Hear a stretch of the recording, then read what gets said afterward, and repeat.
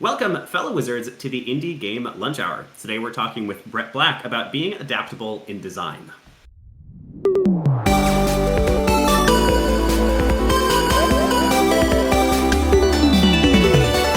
The Indie Game Lunch Hour. I never get tired of our live magical podcast. We give game developers the chance to hear stories of breaking in from industry experts, as well as directly ask them questions about their areas of expertise in the second half of each episode. This is a mostly unedited recording of a weekly event we have Wednesdays at 12 p.m. Eastern, so feel free to swing by and join us for the next one and ask your own questions live. I'm your host, as always, Willem Delventhal, headmaster of the Indie Game Academy and the Wizard of Joy. And joining me today is Bret Black. Welcome, Bret. Bret is the founder of Vasha Entertainment, as well as a game developer of all sorts, and the creator of Wizard Cat's Tank Battle, which is a fascinating game of my own heart. Welcome, Bret. What are you having for lunch today? Hi, thanks for having me. Today for lunch, I will be having 2 Morningstar veggie burgers. Are you veggie? Mostly. I occasionally have fish, but yeah. The Morningstar veggie burgers plus an air fryer is a great lunch option. Amazing, that sounds good. I am officially designated mostly vegan, although now I feel like it's mostly veggie, not even mostly far from the path.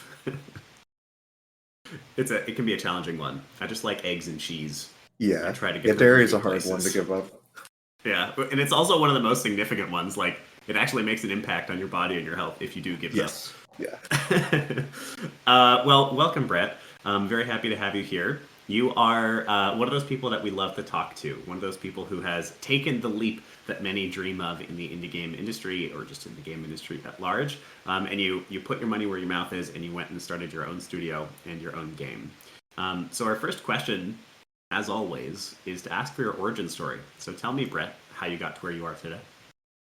Yeah, well, I think the first career I really wanted was being a game developer back when I was playing Roller Coaster Tycoon when I was 5, and I was just imagining what features they wanted to add. I was like, okay, I want to make games someday. Started messing around with Game Maker in middle school, some drag and drop stuff, and then when I learned to program in college, I went all in on it, and the first game that I built was with 2 of my friends in college with a budget of $15. It was Trenches of War. We just split. We agreed on profit sharing. I did the programming, had another person to do the audio and help with the design, another person for the art. We built that, released it, no ads. Somehow it got 2 million downloads and just organically, and that was a success that we haven't since replicated. And it's always fun when you do something successful when you're 20 and can't live up to it almost 10 years later. But what was the name of that game? Trenches of War. It was mostly successful on Android, but it's also on iOS and Steam. That's awesome. Yeah, is that a classic? That's one of the I don't know if there's a genre name for that, but I'm assuming that's one of the like trench warfare games. Yeah, it's very kind of inspired by Age of War and the side-scrolling strategy games. And that's it. The $15 was spent on the Google Play. So it's more expensive now. It's like $30 or $50. So. Yeah. Oh, it was $25 last I looked. They keep raising it.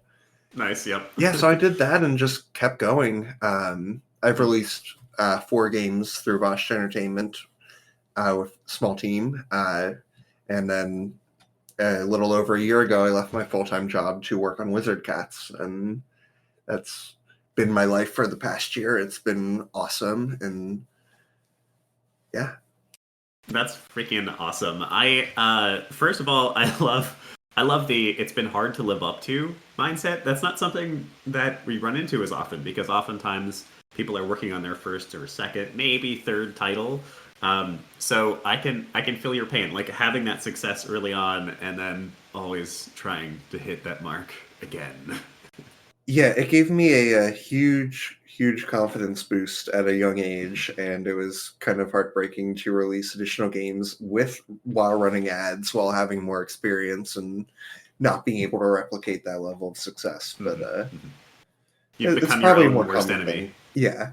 Yeah, I mean, like in music, there's obviously the joke about the second album and the bands that put out a hugely successful first album and then they put out a second album, it tanks, and it they just have a whole mental collapse because of it. But yeah, so I think it is a more common story than people realize. Yeah, amazing.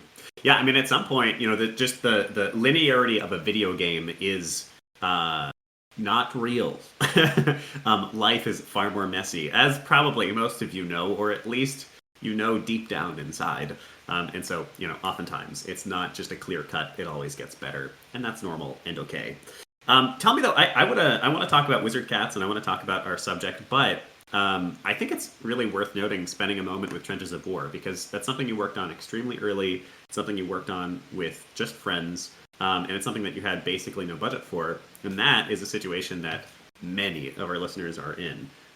So I would love to just pick your brain. Why do you think it worked? Why do you think? Did you say 2 million downloads? Yeah, That's nothing to laugh at. yeah. It's very across all the platforms, but Mm-hmm. it's yeah, it's we went in with no experience. I taught myself to program the summer after my first year of college, so I had like 2 or 3 months of programming experience when I started programming that.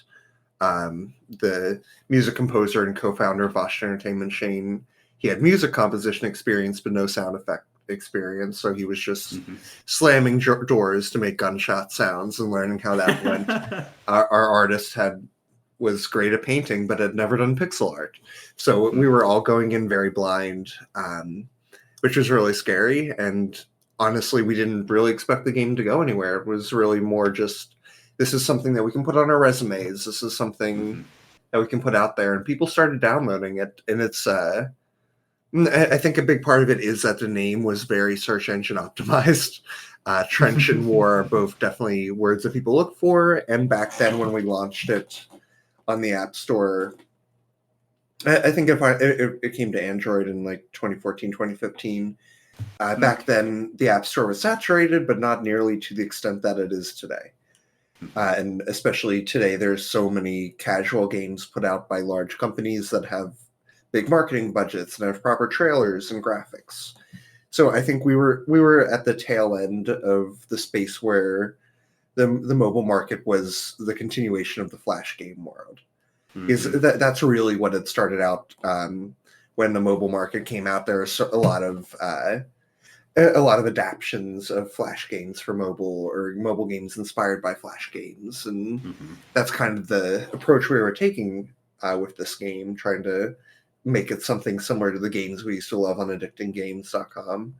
And so we still got that sweet spot, whereas today, I don't think you really have a shot of breaking through with a game like this, with something with no marketing. I think that the market's too saturated at this point. But I and think. one, oh, you can go. Keep going. So one thing that is really worth noting here: when we released the game, it was absolute garbage and being destroyed by reviews. So again, we didn't know what we were doing. There were 4 classes. There were 8 levels. It was super buggy. Terrible user experience. It was just a complete mess, but I didn't think anyone was going to download it, so I didn't really care.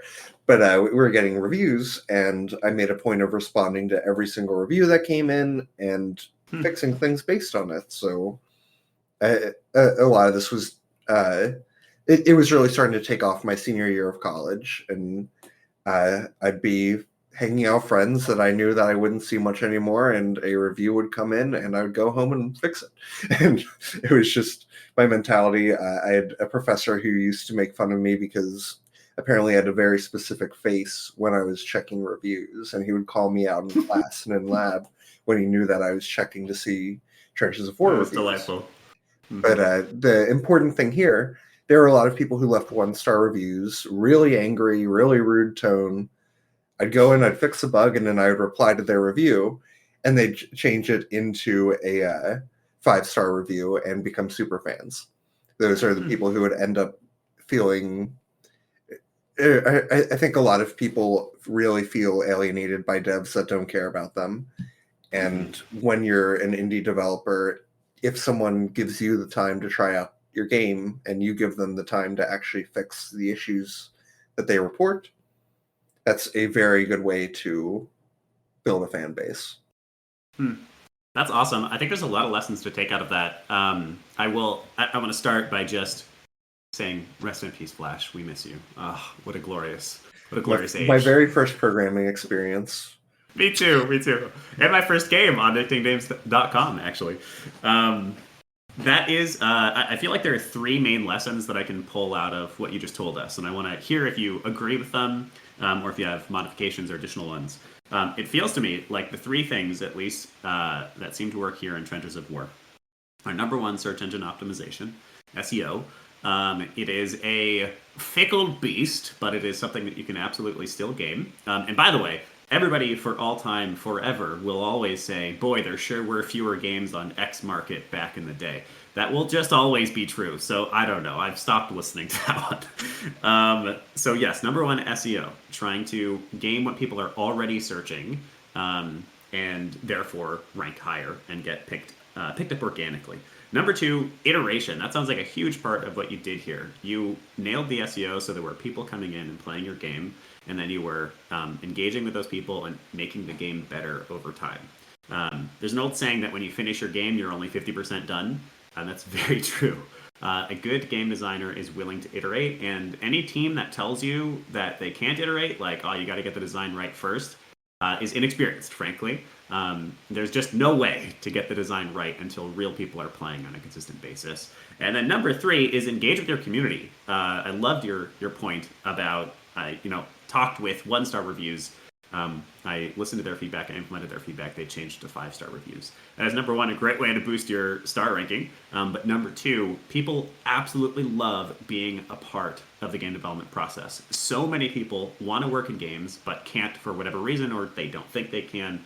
And so just having a game developer who listens and actually implements their feedback at a reasonable level, you don't have to listen to everybody, matters so much to people.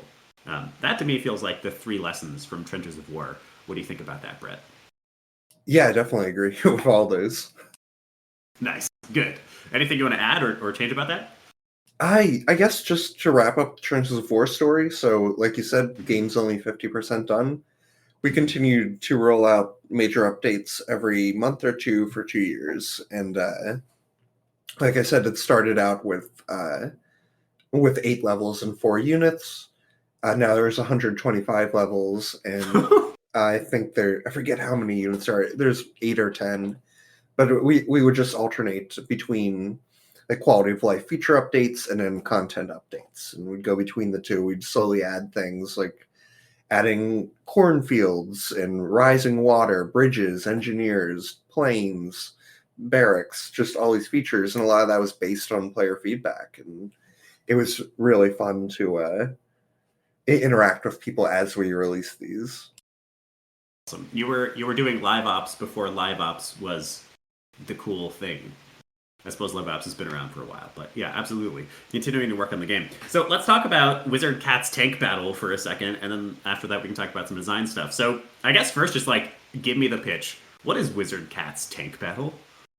So again, Wizard Cat's tank battle is heavily inspired by a lot of the games that I used to play in Flash, because it was originally a mobile targeted game that's a bit more PC focused now. I'll get into that later, but I would say the basis of the game was inspired by everything from Stick RPG to Stick Arena to Halo, and the idea is just to have a stupid, fun arena shooter that with everything being ridiculous and goofy and not competitive or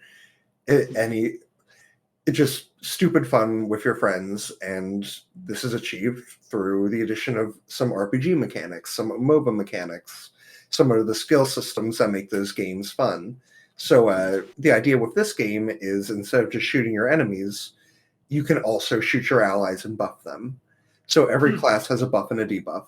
If you're a water wizard and you shoot an enemy, in addition to doing damage, you're going to slow that enemy. But if you shoot an ally, you'll heal them. If you're a fire wizard, you can set enemies on fire, but increase the damage of your allies. So every class has a buff and a debuff. And part of the idea here is that to be a more inclusive game, it's very simple to play support. So we've all played games with our friends where there's a huge skill gap. You might have someone who is very, very good at that game and very good at playing it competitively, and someone else who doesn't really know how to hold a controller. With this game, you can tell someone, hey, pick this class, follow me around, and shoot me in the back. And they're going to be able to have a significant role in winning, because all they have to do is keep shooting you in the back, and they will keep buffing you. They can keep healing you, increasing your damage output, which I think kind of mitigates that skill or lessens that skill gap a little bit and makes the game more fun for everyone. Is this so? When you say every class has a buff and a debuff, can damage and can buff allies. Is that the same ability? Am I just always shooting, and if I shoot my allies, they're buffed, but if I shoot my enemies, they're damaged? Yes. Intriguing. Yeah. It's a very, very simple mechanic, which I'm sure some other game has done it. I'm not aware of any, but it's very simple to explain, which I think is fun. That's fascinating. I think, especially in the indie sphere, so much of what makes an indie functional, and by the way, nobody actually knows. It's all a mystery. But so much of what seems to make a game stand out in the indie sphere is just having one or two of those, gimmicks. I think gimmick is an unkind word. More just, unique mechanics. A new way that we're playing the same old formula. I've mentioned this so many times, but at GDC this year, I heard from 5 or 6 different people this 90-10 rule, which is that when you make a new game, about 90% of your design should be copied from other places, and about 10% should be innovation. And that's because that's what players actually like. So I love that you basically went, okay, how do I twist this a little bit? And then I also think there's sort of a lesson here in target user base. This is meant for a really casual crowd, so they shouldn't even need to think about healing. They just shoot people. Yeah, and actually, that's exactly what I'd like to get into later with the iteration. So when I started building this game, I had a theme and I had a basic genre, and I built the most generic arena shooter I could imagine with wizard cats. And there wasn't a whole lot going on. And then I finished the first prototype of it in February, and I played it, and I thought, this is cute, but it's not really a fun game. I can't really imagine being enthusiastic about this game. So I wondered, what can I do differently? And what could I do to make the game more fun for people like me? And as someone who loves RPGs, loves MMOs, the answer was integrate some of those mechanics. So then I also thought, okay, how do I simplify those mechanics to be accessible within the crowd that this game is targeting? And the answer was one skill does everything. Mm-hmm. That's super cool. Okay, so let's get into the adaptable design. You told us that you would like to speak about being adaptable in design, which, oh my god, is basically designer's entire job. So tell me, what does this mean to you? Give me the 101 on being adaptable in design. Yeah, so first of all, I'm not going to knock planning. Planning is great. I write very long, thorough game design documents. I have tons of documents written for games I've never even built.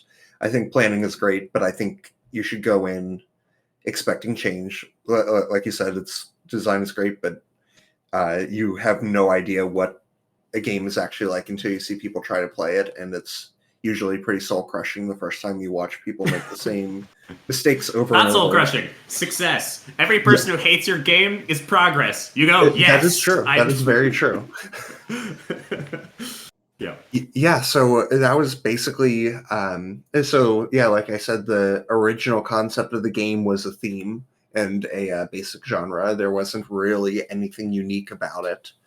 But first I thought, okay, I'm going to add classes. And the idea there was I was going to give everyone slightly different stats. So fire would have a higher damage output than water. The hurricane could move faster and have less health. The earthquake moves slowly and have a lot of health. Then I also implemented counters. So water does extra damage to fire extra damage to air. And thought, okay, this is cool. And played it a bit. It still wasn't very exciting, so I decided to add in a whole skill and status effect system. And that's when the game really started to feel unique. But I think if I went in with the plan being, okay, I'm going to try and integrate some MMORPG MOBA mechanics into this shooter, I think I could have very easily overcomplicated it, been distracted by trying to figure out how that's going to work. So I think in a lot of ways the game benefited from a reduced initial scope and then stepping away and looking at it from further away every couple months and making changes based on the state of the game rather than a theoretical state of the game. Mm-hmm. Yeah, I feel like this is something that you sort of naturally took into your game development experience, possibly starting from Trenches of War. So much of game design is simply that, is going, okay, I think I want X. How do I merge X into the game in a way that makes sense? I'm curious, how much of what you do is this is always a tricky balance. How much of what you do is in response to a player, and so therefore requires some form of player input, versus how much is more that like gut feel designer thing? Because I've been on teams that basically work entirely off of the second one, or mostly off of the second one. And more interestingly, recently I've been working at Paradox, as many people here know, and so I'm not allowed to user test. And so it all has to be designer gut feel. It's because the game's not out yet. So tell me, like, how much of what you do is iteration, is working with users, is playtesting, and how much of what you do is like, this will be fun? Yeah, that's a hard one, and it's definitely a balance I'm still trying to learn. I think with this game, this is the first one that this is the first game I've built where I feel like I've been able to accomplish anything that resembles a community before the game was fully released. And so I have a Discord, which I'll post a link to that in chat shortly.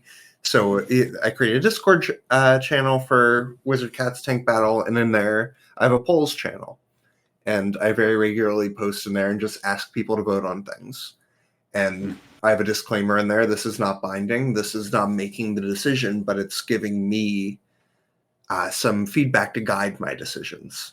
And a lot of that is, okay, so a month ago, there were 4 classes in a game, and I had 7 designed. I didn't really care what order I implemented them.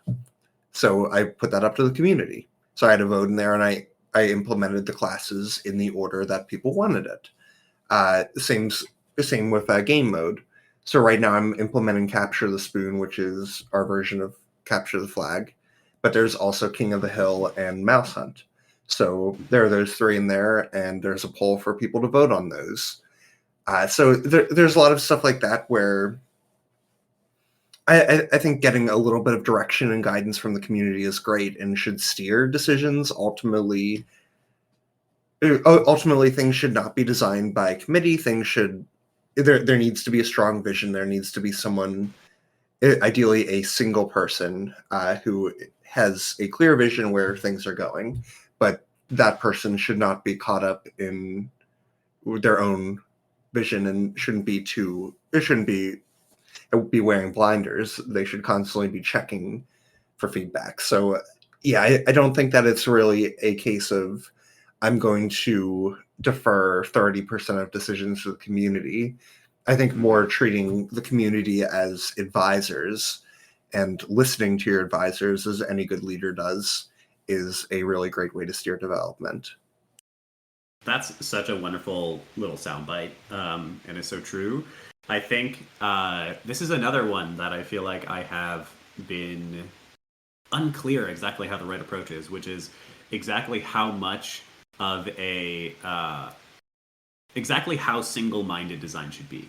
Because I feel like now and then we get a designer, maybe not even now and then, semi-frequently we get designers who are sort of evangelists of their design, like, this is how it is.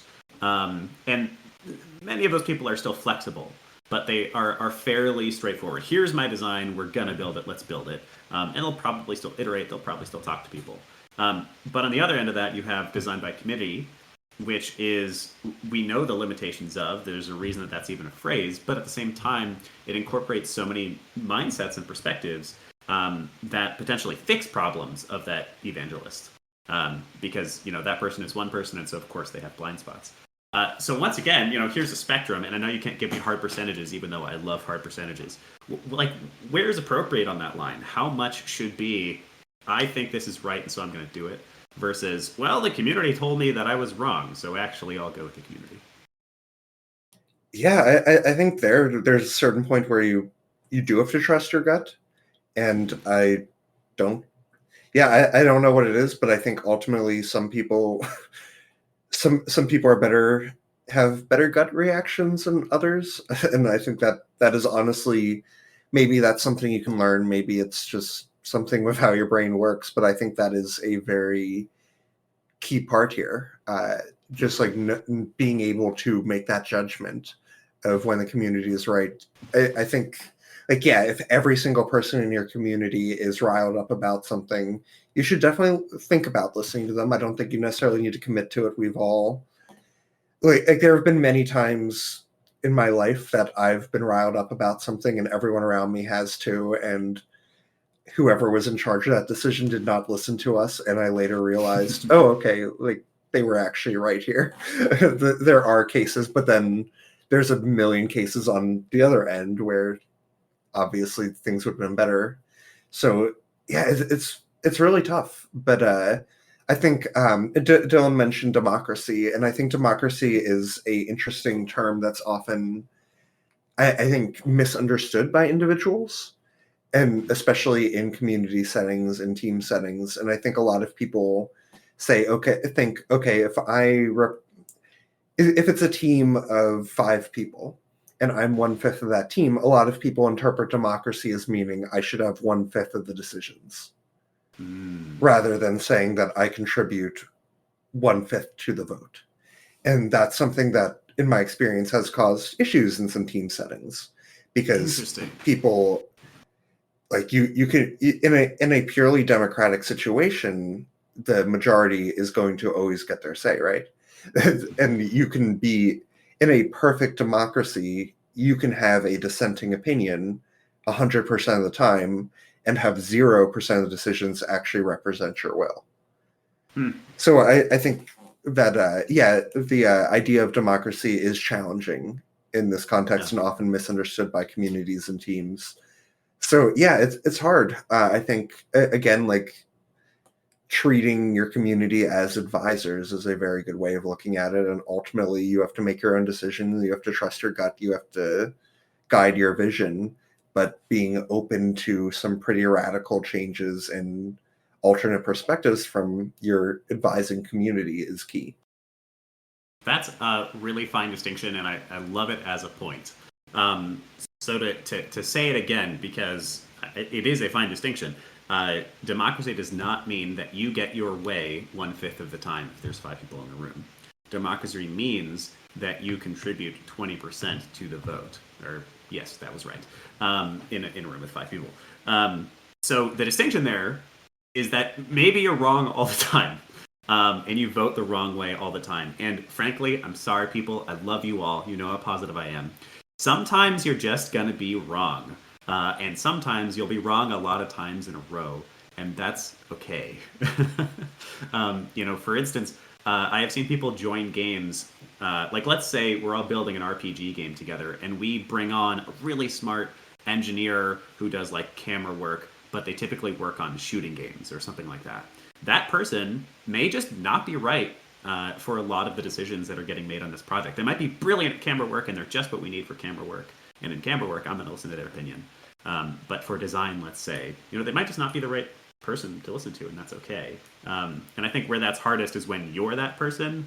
And I don't have great advice there, except, game development requires no ego or little ego, and it requires teamwork.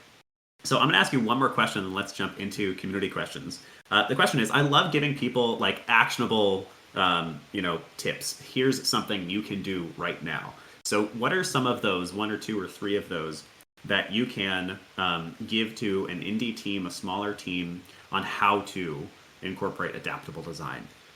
So one of the ones that sounds like you already have given us is treating your community like advisors and polling them frequently. What are some of the other tips, or maybe more about community, that you can give us for incorporating adaptable design into our own pipelines? I think a big part of it is just getting feedback early and trying ideas early, having realistic scope with your prototypes. It's again, like I think it's really great to write a good game design document, but also not overdo it. Like I wouldn't go into if you haven't broken ground on developing it. I don't think you need to figure out all of your numbers and hard details like that. That's something that's going to be changing constantly, and but start with something. I usually have like an 8 to 12 page document, nothing crazy, but just going over things. And then when I'm looking at that document, I then start to ask myself, okay, what's really needed for a prototype? And I might start to break those features down into prototype 1, prototype 2, prototype 3. And each step along the way, it's good to step back and evaluate. Prototype 1 is like maybe I'll show that to a couple friends, but it's such a rough idea. I'm checking myself at that point. But once you get to a point where the game is actually fun, I think it's very important to bring people in early, run it by some friends. If it's a multiplayer game, play it with them. Uh, in the Wizard Cats Discord, we have weekly play tests, and that's been great because not only can I test out new features and get feedback, but I've also made some very experimental things and just occasionally I'll post, hey, I'm trying this thing. How's this going? And then afterwards, I can get some immediate feedback on if that is a good design change or not. And by the nature of it being a weekly test, it's easy enough to have a lot of those iterations. But then also conventions are a really great thing, and taking your game to a gaming convention is the most valuable source of feedback that I've found. It's very, very frustrating when you bring your game to a convention and you see people make the same mistake again and again. And at this point, it's too late to make any changes. You're sitting there, you're stuck, and you're just watching people get frustrated over the same thing. But seeing that frustration, hell, like watching people play your game is also relevant for your earlier question on when to listen to people. Because there are some people who are just the wrong audience for your game. And that's something that I've seen a ton of times, especially the last game that we built before Wizard Cats was Harvested, which is a blend of top-down shooter and RTS. And there's a lot of people that just don't play strategy games, and those mechanics seem very complicated to them. For those of us who have been playing Age of Empires since middle school, it's very much not a complicated mechanic. It's something that's very internalized, and those people are the right audience here. People who were just looking to play a straight standard shooter are going to be providing very passionately certain feedback about how you've overcomplicated things, and they're probably not the right people to listen to. But if you watch someone and you see, okay, they grasp the idea of this game, they understand the vision of this game, they know what it should be, and those are the people who also tend to say the same thing every time that a certain mechanic needs to change or the interface needs to change. Those are people that would be very good to listen to. Mm-hmm. I love that.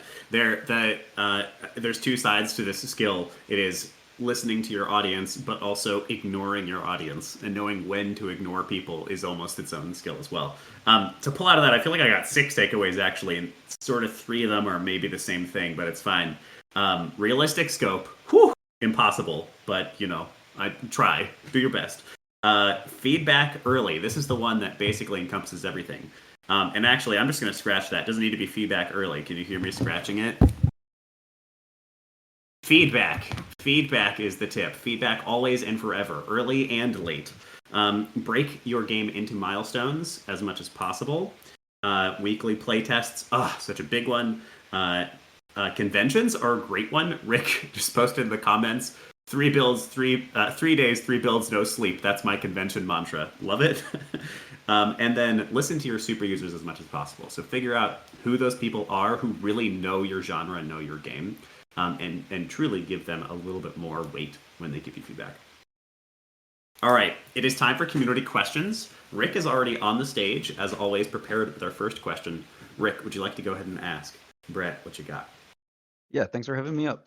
So, Brett, this is not your first game that you've released. But I'm curious what your approach to marketing your own titles is at this point, and how do you go about building and maintaining community, and what have you learned that works and doesn't?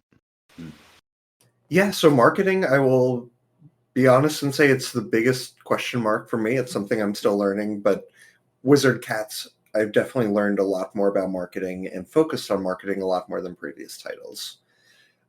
Fortunately, a game titled Wizard Cats Tank Battle is far more marketable than a game titled Harvested. And that's made things a lot easier. I've been primarily building my community through Instagram. And a big part of that is that's the only social media that I use regularly, so I understand it. It's not as popular for games. I know most people use Twitter and probably Reddit and things like that, but for me, Instagram is a platform I understand best, so it's been a bit easier for me to target that. And also, I just know that I'm one of many crazy cat people on that platform, so there is an audience right there. So I've been just leaning into the crazy cat person vibe on the Instagram and been running ads that showcase the game, and people have been finding it. And when people are really passionate about it, they join the Discord. And so that's a conversion path. There's people who are regularly commenting on these things, clearly following development, people who DM me about it. And that's been really exciting because never had that with the previous games and had very little interaction from people before full release. So yeah, still learning, but I've found that just focusing on one platform that I actually know how to use has been better than like Harvested, where I was trying to figure out Twitter and Facebook and all this other stuff and just kind of stalling and not really accomplishing anything. All right, cool. I'm curious, what's your rhythm with the paid ads, and like how do you put those ads together? And then, like, how often do you actually sponsor an ad? Yeah, so one thing I've started to really learn is I can focus on development or marketing, but not both at the same time. And that's a distinction that I'm trying to allow myself. So, like, I spent most of August and the first half of September very heavily working on marketing. There were constantly ads running. I was making posts that were trying to cater to the right audience, the right uh, cat-loving, wizard-loving audience, and that was my focus for that time. Now I'm switching back to development, and probably around December I'll switch back to marketing. And I find that like I use various contract jobs to support myself while I'm building this game. And if I have a contract running, that's a great time to focus on marketing. Then when I have all of my time to work on development, I can crunch. So yeah, just kind of like splitting based on where my life is and jumping between as needed. Awesome. Good points. Thank you. Thanks, Rick. Yeah, this is I learned this lesson from, interestingly enough, like a coaching program, life coaching. Random. I know that Next Level Coaches, I think that was their name. Look them up, maybe. I don't actually know if they're good or not. But one of the things they said, they were giving advice on how to market your business. And one of the things they said was choose a single social network, first of all. Don't worry about trying to be on every platform. You can worry about that when you have hundreds of thousands of dollars. And choose a platform that you're already comfortable with and you already know pretty well. So, a lot of people will advise, like, well, go to TikTok because, like, that's what everybody does, or go to, I don't care, some platform for X, Y, and Z reason. Their argument was simply go to the one that you know, because, like, you're most likely to do it there, and you just know what's going to work well there. And I think I'm hearing that echoed here, and I think that's good advice. That's actually really funny because I've had so many people tell me to go to TikTok, and I downloaded the app once and was just overwhelmed and uninstalled it. So, as someone who doesn't really enjoy video content, who doesn't really enjoy reels, it's yeah, it's a lot. I did the same thing. I downloaded it for our board game and then made like 3 posts that like 2 people saw and then never did anything again. Dylan, it is your turn. Would you like to ask your question, sir? Absolutely. So for your first game, it sounds like it was super successful, came out of nowhere. How has that actually impacted your mentality of game dev and your career? Would you have continued down this path if things were different? Yeah, I think regardless, I would have gone the game development path, but I think I would have been more likely to accept a job with an existing studio versus try to do my own thing. And it definitely was. It gave me confidence in some places, but also it made it extra demotivating for the 3 games that followed because they didn't attain that level of success. And yeah, like it is experiencing pretty high, hard to sustain success at a young age can be very, very taxing on your brain and influence the way that you respond to things in the future. Wizard Cats is kind of like I took about a year off from game development between Harvested and Wizard Cats, maybe even 2, yeah, 1 year, and I kind of needed that to reset. So now I'm going in with a better mentality. But for River Rider, Bouncy Cube, and Harvested, each of those games, I felt like I was just kind of chasing the success of Trenches and wouldn't be happy for anything shorter. And yeah, that was tough. I am fully convinced. I don't know. This is maybe just me being jealous and egotistical. I'm fully convinced that when people hit success too early and then ride that on for the rest of their life, that's just how you get the most entitled, crappy people. I don't know. Definitely. Definitely. All right. We've got. Thank you, Dylan, for your question. We've got a couple more questions here with a few minutes. Zaber, I'm going to read your question for you, unless you correct me out. Pertinent. Okay, no problem. All right, I'm going to read Zaber's question for them. So Zaber asks, this is sort of a general one, but let's see how you answer. What lessons did you learn from your game building experience that people should know or expect when in game development, perhaps when they're first breaking in? Yeah, I think I'm just going to echo what I said earlier. Get feedback early, and you have no idea until the first time you really watch people play your game. You have no idea how much you're doing wrong. Going back to the convention thing, my first convention was MagFest 2016. That was my senior year of college, and I brought Harvested there. Had never had a audience for Harvested before. Sat down, and everyone was just making the same mistakes. They were so confused by it. The game was constantly crashing. It was a complete disaster, and I was just sitting there, and there was nothing I could do about it. I got back to the hotel room that night. I had a project due for an operating systems class, and I had to choose between actually getting a passing grade on that project or fixing the bugs in Harvested. I proceeded to email my professor apologizing, saying I'd make it up to him, and took a 30% on that project to fix a lot of the bugs in Harvested.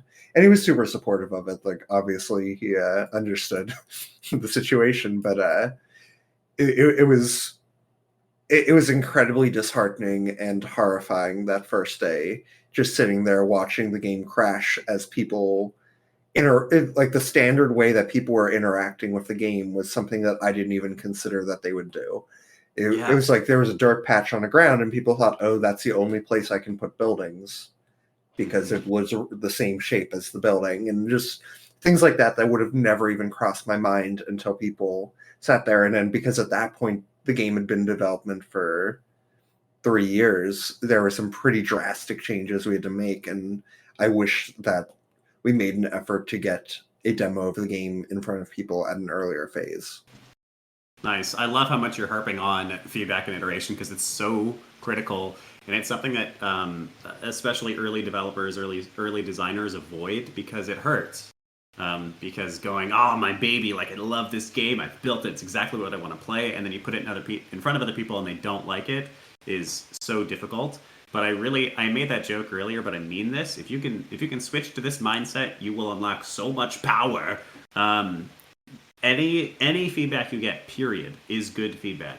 When somebody says, I really don't like this, if they say nothing else, that's good feedback. That is another point, another piece of data. So find a way how you can, as a designer, get excited about discovering the crap in your game and making it even better. Don't look at it as they don't like my game. Instead, look at it as they were willing to give me advice on how to make this game better. 100%. All right, I think if I'm right, I believe I just heard something in the background. A really new sound bot. There we go. What is that? Oh, wow. That means it's time for the question of the day, which is where we reiterate one of the most important points to help you remember some of the good stuff Bret has already given us. I'm going to ask 2 questions today, each one worth 1 House Cup point, because we've gotten a lot of really good stuff from this conversation so far. Thank you, Bret. The first question, first person to correctly type this, Dylan says, keep making games. Not this time, Dylan. Not this time. First person to type this in the chat gets 1 House Cup point. What are one of the 3 points that we learned from Bret's early career making the Trenches game? Player feedback. Yes. SEO. I'm going to give it to Dylan. I'm sorry, Color Optimist.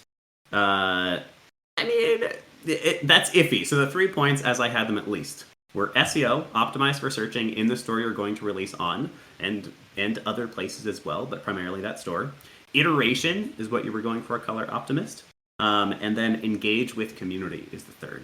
So Dylan, I'm going to give you that. Please let us know which house you would like to give that house point to. Second question, what are Bret's top tips on how to make your game more adaptable, your design more adaptable? Give me 2 of them, because I pulled 6 out of what he gave us. There's a lot of good points. And listener, if you're listening right now, speak them out loud.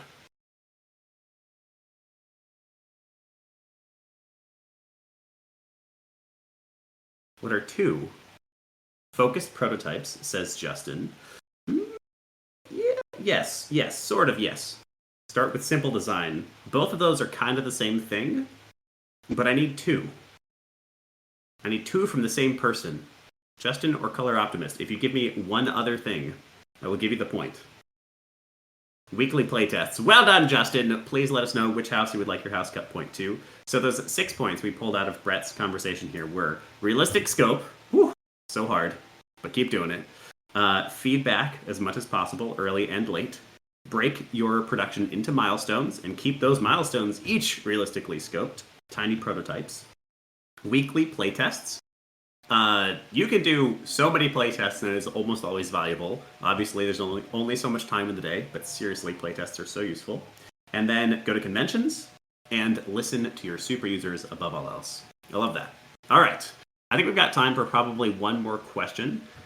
Gwen, would you like to come up on stage to ask your question?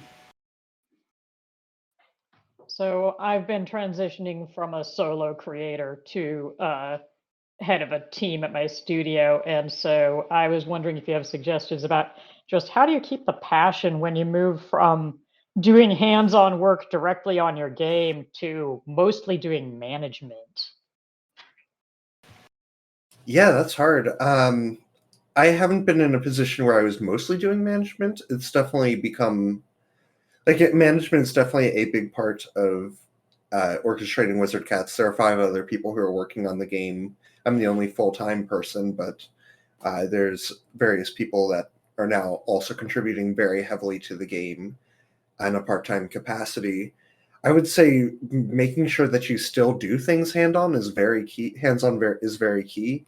And I would also say try and focus your management time and take care of that in one go instead of always being overwhelmed by it. If you're writing code and every time some sort of management decision needs to come through, you get pulled out of the code and focus on that, it's going to suck the passion out of it. So you probably don't have to respond to every single message right away, especially, I believe you wrote in there that it was a global team, which is also true in my case. Basically just designating different times for different tasks is a good way to do it. It's hard to multitask, and make sure that you still allow a lot of time to focus on the part that you are passionate about and the part that you love, and that I think will help you keep that passion. Does that answer your question, Gwen? Do you have a follow-up there? That answers a lot of it. Yeah, I think it's one of those things that's just sort of something you kind of have to feel out. But I love especially about not letting not letting just dealing with all the nitpicky stuff constantly interrupt the other stuff you're trying to do. That's a really good idea. Yeah, I think a good manager is at least reasonably well organized. Obviously, that's a very wide spectrum in its own. But it is truly like having time set aside that is for this. I think is really important for basically everybody, whether it's for management or it's for design or it's for a playtest. So doing a little bit of time management and scheduling, I would say, is a big part of that. As far as management in general, though, this is a quote I've given before. It's such a strong one, though. It's from my own brother, who is an engineering manager at Meta, working on the Horizon project. And his quote is simple. He says, "A manager's primary job is to unblock their team." So your job is not to like make sure people are on task. Of course, that's a little bit of your job, a little bit of accountability. But largely, your job is to say, okay, why didn't Gwen get everything done? And how can I assist Gwen in helping that happen in the future? Awesome. All right. We are definitely at the end of the episode. Gwen, thank you for your question. And thank you, everybody, for your questions. Bret, what we'd like to do at the end here, we've got two things. First, I want to ask you for some homework. So what is a homework assignment that you can give the listener to practice some of what you've taught us here today? Something they could do in the next week. I think that's a good question. Maybe on the note of what we talked about earlier, the 90% stealing, 10% original, like in the spirit of Wizard Cats taking a very, very simple, overdone game concept and putting an unusual twist on it. Think about that too. Maybe come up with a basic design for a game where the unique mechanic isn't the starting place. Start by just taking a generic version of a genre you like and put a very simple twist on it and see how that feels. It might actually feel more exciting than starting with a novel mechanic. Nice. I love that. Awesome. Okay, so your homework is to take a game that you love, a genre that you love, a mechanic that you love, and give it a 10% twist. I would love you to do this homework and then post to your favorite social media channel under hashtag IGLH, Indie Game Lunch Hour, homework, IGLH homework, and you can drop that in our Discord as well for immediate feedback. I would love to see what all of you are going to do with your 10% twist. I also see a cat in the background now, which is great. That's just in you. I just did you. So, Bret, we're at the end of the episode. Are there any last messages you want to give to the audience or anything you would like to plug here at the end? I'll just share another link to the Discord in here. Thank you so much for having me. I really appreciate this. And yeah, if anyone has any specific questions for me or anything, you can find my contact info or reach out to me on Discord. I'm very happy to share my experiences and bounce ideas back and forth. Awesome. That's a very kind offer. Thank you, Bret. We'll include a link to Wizard Tanks down below, Wizard Cat Tanks down below. We'll also include a link to Bret and to his Discord.